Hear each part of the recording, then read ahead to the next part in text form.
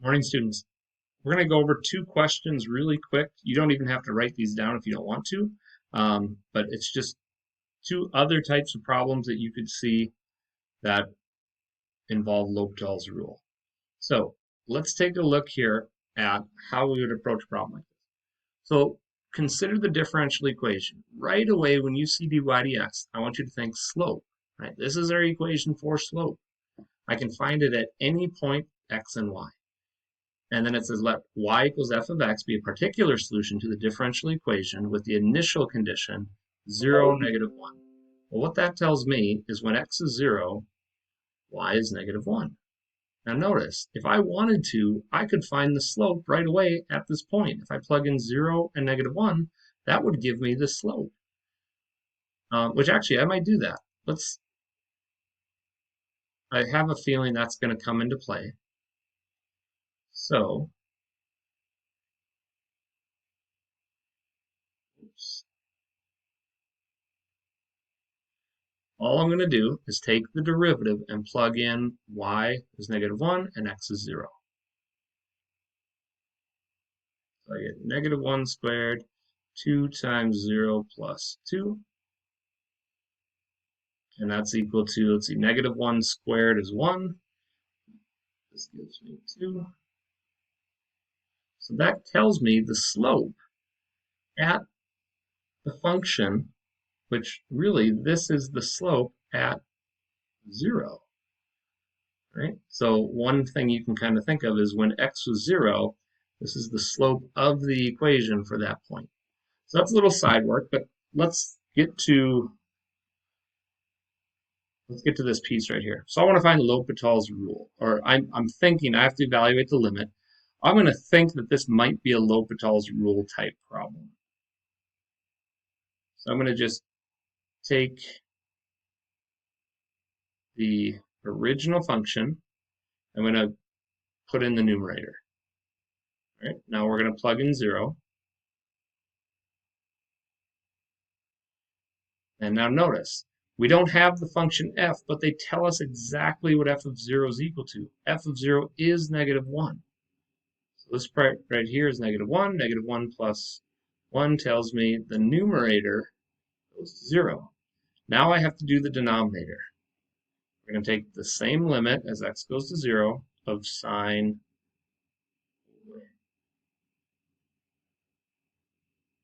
of 0 of x. Well, now I can just do substitution. Plug in 0. You hopefully know this one from heart, but if this is where 0 is, go over 1 up 0. Sine is the y value. So I end up with 0 over 0. My pen is not working well.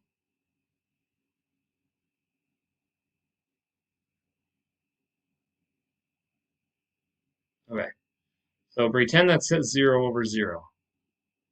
But that's our sign. We don't like that. Well, now we're going to apply L'Hopital's rule.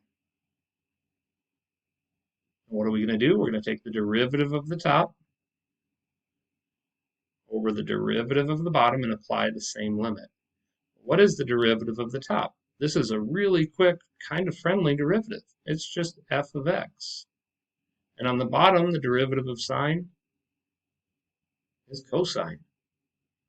So now, here's the way I'm thinking. I already know the cosine of 0 is 1. So I know that I can just do direct substitution, which is why I'm putting an equal sign here. I'm confident in this answer. Then I have to figure out what is the derivative of x at 1. Oh, sorry, at 0. I don't know why I put.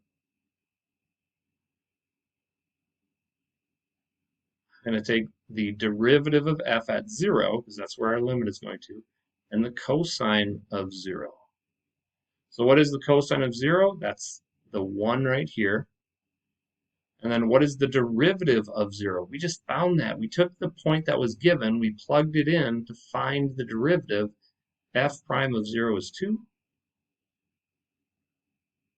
There is my limit. Okay. This is the work that you needed to show. If you skip any of that work, you're not going to receive full credit. All right, last one, let's take a look at a problem like this. This was actually, I think, from one of your assignments. I'm going to pause this so I can write out my work, and then it won't take as long. But we'll go over this in a second. Try it on your own right now. Okay, so I went ahead and did this problem just to save us some time. But what are we going to do? We're going to try L'Hopital's rule. I'm going to plug 0 into the top and 0 into the bottom and simplify. So here's the numerator. When I plug 0 in, I'm taking the limit of the numerator, plugging 0 in. I get e to the 0, which is 1, which ends up being 2 minus 2, or 0. So the limit of the numerator goes to 0. The limit of the denominator, when I plug in 0 here and here, I end up with ln of 1, which, remember, the natural log of 1 is 0, and then it's 0 minus 0. So when I compare numerator to denominator, we get the indeterminate form of 0 over 0. That's my ticket to do L'Hopital's rule. So then I'm going to do the derivative of the top. All right, and this is the part where you have to be really good at derivatives. So I'm taking the derivative of the top function. Notice the 2 is just a constant, e to the 3x.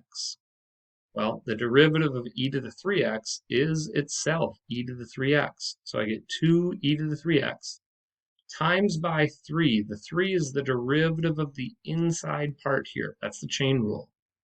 And then minus 2, the derivative of that constant is just 0. And then the bottom part, and this is the part a lot of students end up kind of making a mistake on. The natural log. Now there's a chain rule here too. X plus 1 is on the inside. So I'm doing the derivative of the outside, which is 1 over x. But then we're going to keep the x plus 3, right, in the denominator. So 1 over x, or in this case, 1 over x plus 1. And then I am still thinking about, all right, what's the derivative of the inner part? And the derivative of x plus 1 is 1.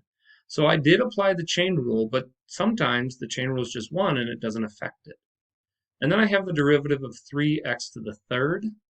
Well, that 3 comes down, multiplies by 3, so I get 9x squared. So now I'm going to apply, and you could just plug in 0. That's what I end up doing.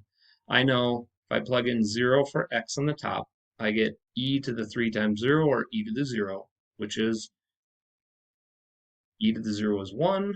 So 1 times 2 times 3 ends up giving me 6 in the numerator. In the denominator, if I plug in 0 for x, I get 1 over 1, which is 1, minus 9 times 0 squared is still 0, so I get 1 on the bottom, and my overall answer is 6. All right, here's what we got today. My goal is for you to take the quiz and then work on any missing homework and turn that into Schoology when you're done. Good luck on the quiz. Have a great Wednesday.